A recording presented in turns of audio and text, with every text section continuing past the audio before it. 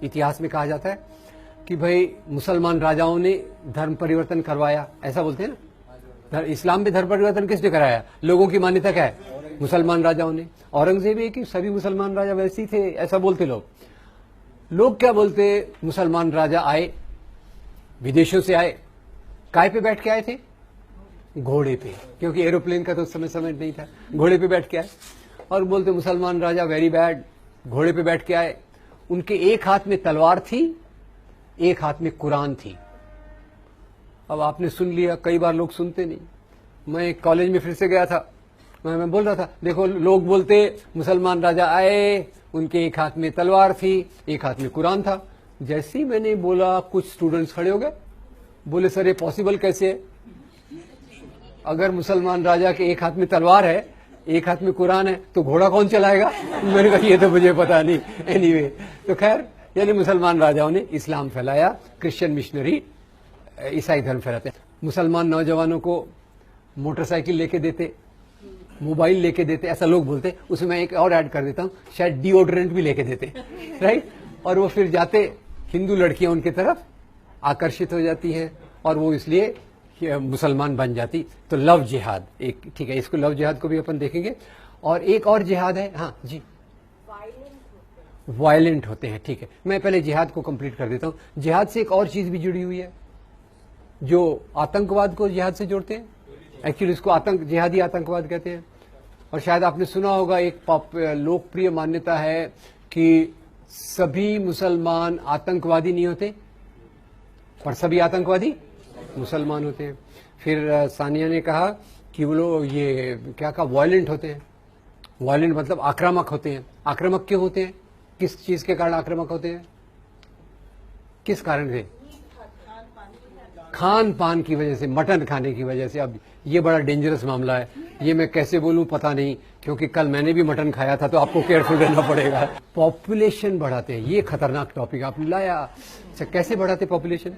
ये मीट का फॉर्मूला केवल मुसलमानों पे लगाते हैं, ईसाइयों पे नहीं लगाते। तो ईसाइयों के शायद पेट में कुछ न्यूट्रलाइजिंग सिस्टम है, ये बायोलॉजी में स्टडी करना पड़ेगा। जी पीछे किसी ने, जी गंदे रहते हैं, राइट, गंदे रहते हैं, ठीक है।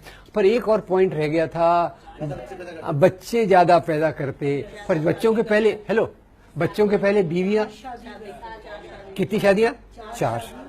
चलिए अब हॉल्ट। एक ऐसी मीटिंग में मैं गया, मैं थोड़े आपको किस्से बता रहा हूं, सच्ची किस्से हैं अनफॉर्चुनेटली।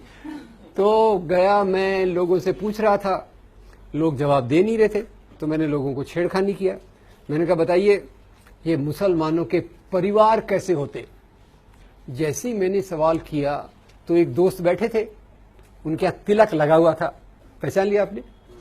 तिलक, आइडेंटिटी, तिलक लगा हुआ था।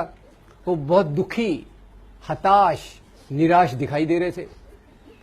उनके देख के मुझे भी डिप्रेशन आ गया। खड़े हुए और दुख से बोले देखो भाई, हम ये हिंदुओं के मेजॉरिटी के देश में, हम हिंदुओं का कितना बुरा हाल है, हम लोग कितने असहाय हैं। मैंने कहा क्या हो गया यार, ऐसा क्या असहाय है? बोले देखो ना, हम बेचारे हिंदू, केवल एक ही बीवी, केवल 2 ही बच्चे। वो मुसलमानों का देखो क्या मजा ही मजा है, 4 बीवियां, 20 बच्चे। मैंने हाथ जोड़ दिए। तो पहले हम शुरुआत करते हैं मंदिर तोड़ने से। तो आपको पता होगा, अभी दिल्ली में एक रोड का नाम बदला गया था। कौन सा रोड था?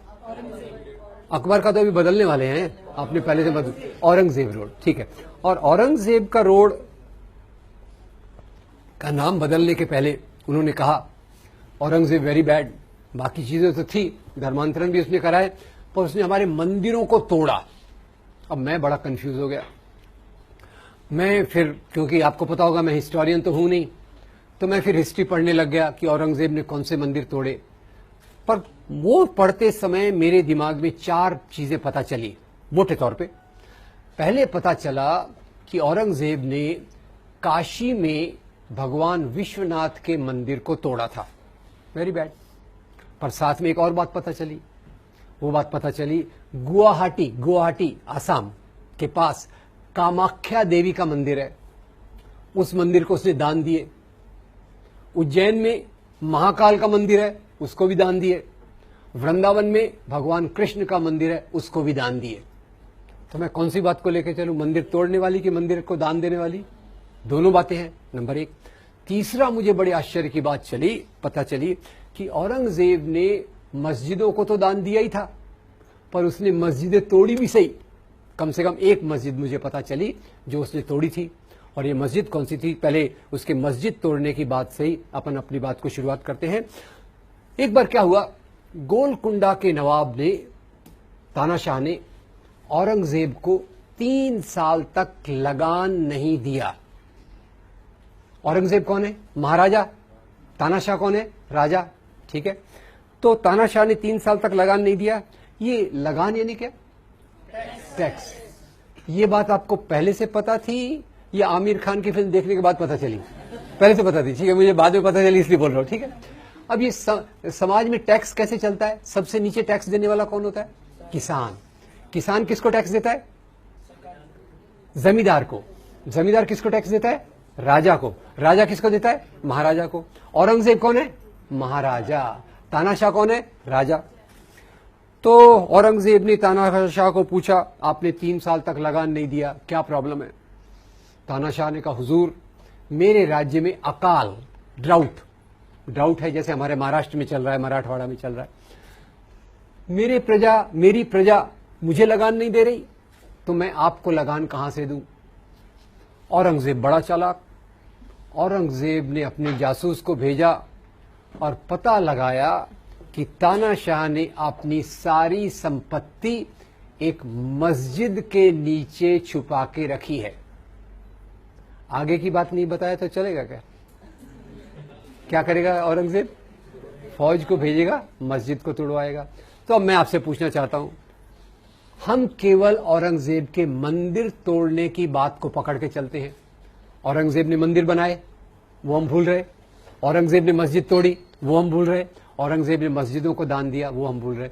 मोटे तौर पे मैं आपसे ये पूछना चाहता हूं, राजा लोग राज्य क्यों करते थे?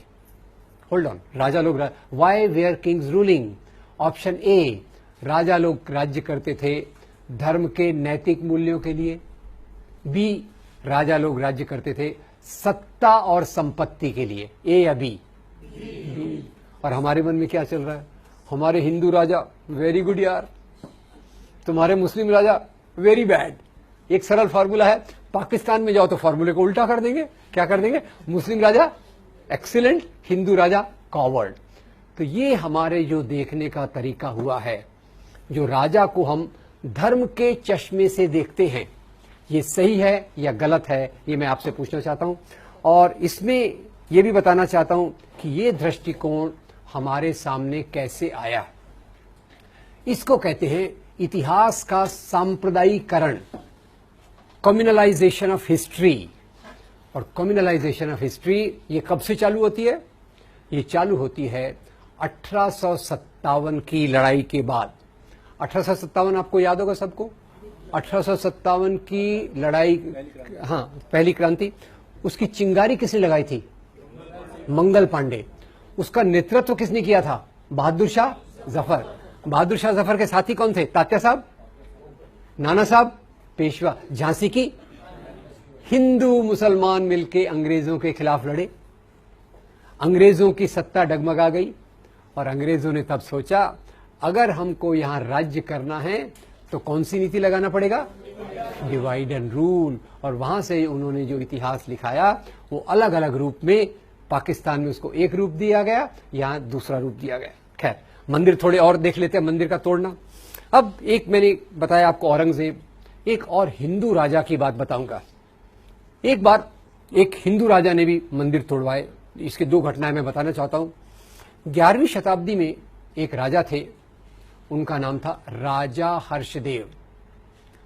राजा हर्षदेव के काल का विवरण हमको एक किताब से मिलता है, उसका नाम है राजतरंगिणी। राजतरंगिणी के कवि का नाम है कल्हण।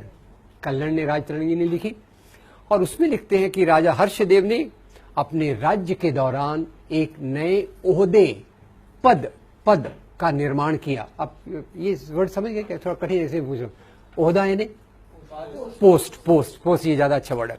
एक अच्छे ओहदे का निर्माण किया राजा हर्षदेव ने, और उस ओहदे का नाम था देवोत्पतन नायक। अब किसकी हिंदी अच्छी है मैं देखना चाहता हूं। इसको संधि विच्छेद करके 3 शब्द इसमें है, एक हाथ खड़ा करके बताइए। देवोत्पतन नायक, कौन बताएगा मुझे इसमें 3 शब्द कौन कौन से हैं?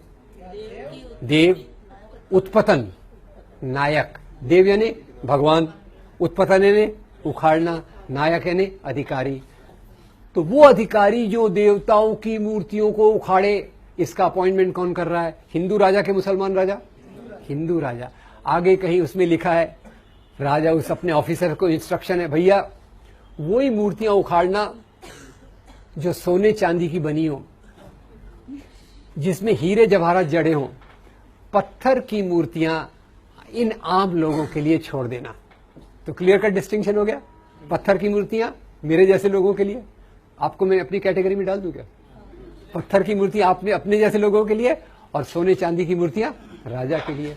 तो ये जो राजा, एक और देख ले हम, एक और बड़ा लंबा ऐसे फ्रंट लाइन में आया था, टेम्पल डिस्ट्रक्शंस इन एंशिएंट इंडिया। इसके लेखक का नाम है रिचर्ड ईटन। रिचर्ड ईटन लिखते हैं कि प्राचीन काल में भी मंदिरों को तोड़ा गया। तो मुझे थोड़ा सोच के जवाब दीजिए, प्राचीन काल में मंदिरों को तोड़ने के लिए मुसलमान राजा थे क्या? Yes no?